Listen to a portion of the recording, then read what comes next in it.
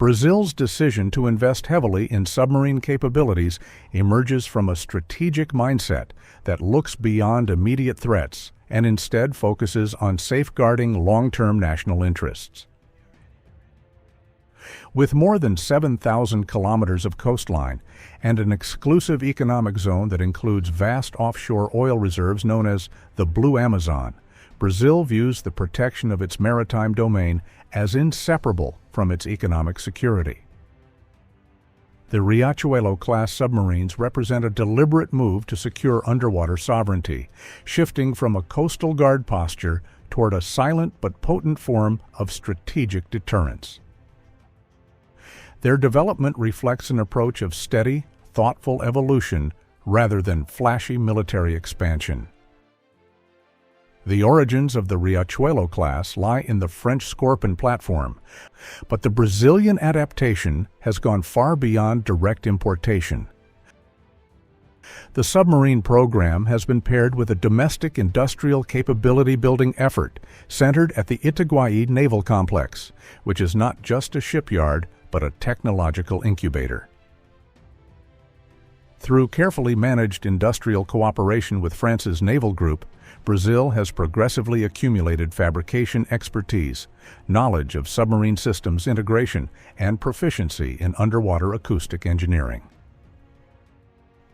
The project aims not only to field a fleet of capable conventional submarines, but also to indigenize the knowledge necessary for more sophisticated platforms in the future. The 4 boats of this class, Riachuelo, Humaitá, Tonelero, and Angostura, form the backbone of Brazil's modern underwater fleet, with each vessel representing a higher level of domestic participation in design and assembly.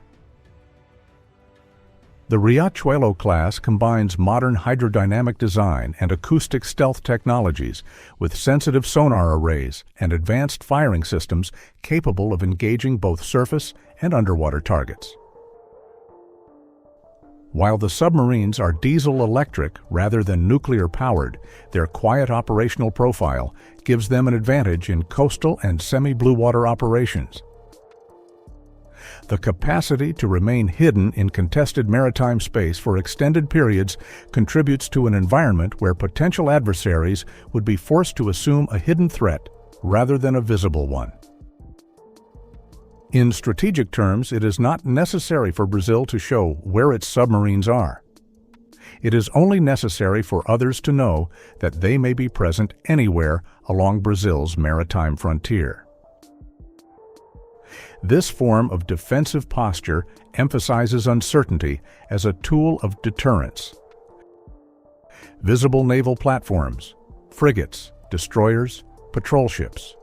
Project presence through being seen. Submarines, by contrast, project presence through being unseen. This duality allows Brazil to maintain an official narrative of peaceful intent and regional stability, while simultaneously possessing the embedded capability to threaten high-value maritime targets if its sovereignty were ever challenged. The Riachuelo-Class embodies the concept of silent guardianship, an unseen shield that reinforces Brazil's autonomy in maritime affairs. Beyond their immediate naval impact, these submarines help anchor Brazil's broader industrial strategy. The Itaguaí complex and associated domestic production channels are developing a skilled workforce capable of mastering advanced metallurgy, hydrodynamics, propulsion systems, and acoustic damping. This is a capability that cannot simply be bought. It must be built gradually.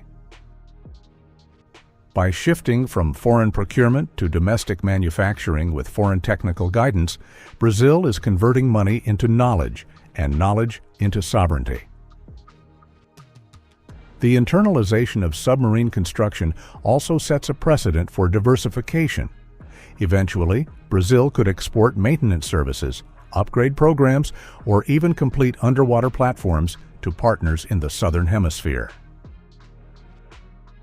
This accumulation of domestic expertise directly connects to the next planned evolutionary step, the Álvaro Alberto nuclear submarine.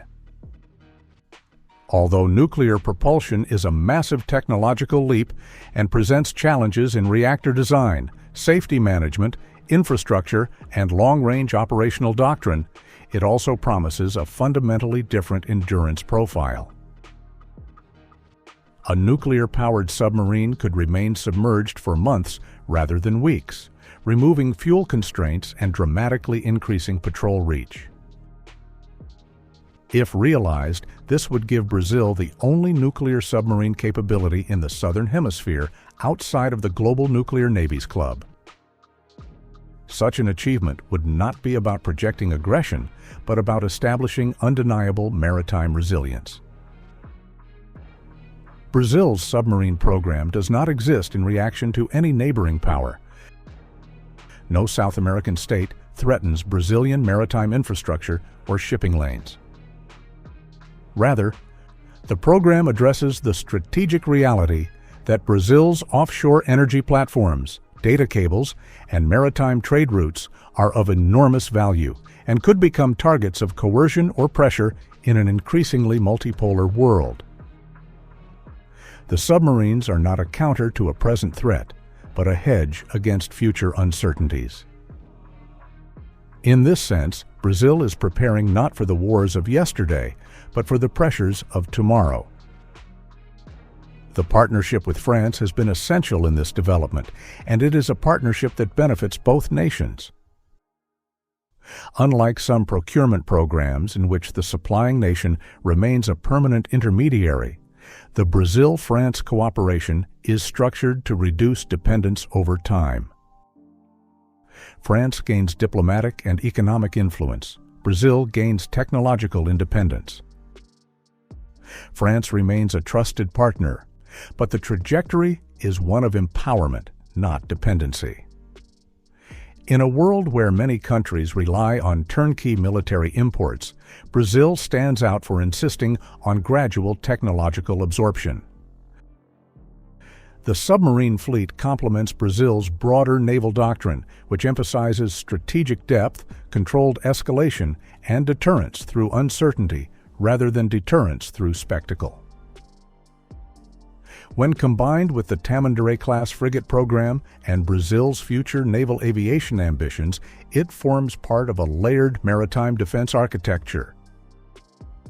The submarines protect the undersea domain, the frigates protect the surface domain. Maritime patrol aircraft and satellites enhance domain awareness from above. This three-dimensional approach creates a resilient maritime security framework well-suited to the complexity of Brazil's economic lifelines. The Riachuelo-Class therefore represents far more than a set of submarines. It is a national learning process, a technological heritage project, and a strategic declaration. It signals that Brazil will not be a passive actor in its oceanic space. Instead, it will shape the security conditions of its maritime zone through invisible but effective presence. By investing in the unseen realm of underwater warfare, Brazil is asserting that military capability does not need to be loud to be influential, and that strategic maturity lies in preparation rather than in spectacle. In the long arc of history, this program may well be remembered as the moment when Brazil transitioned from being a regional naval power to a maritime nation with global-class capabilities and sovereign underwater expertise. Through steady, quiet advancement rather than dramatic announcements, Brazil is laying the foundations for a secure and self-reliant future beneath the waves.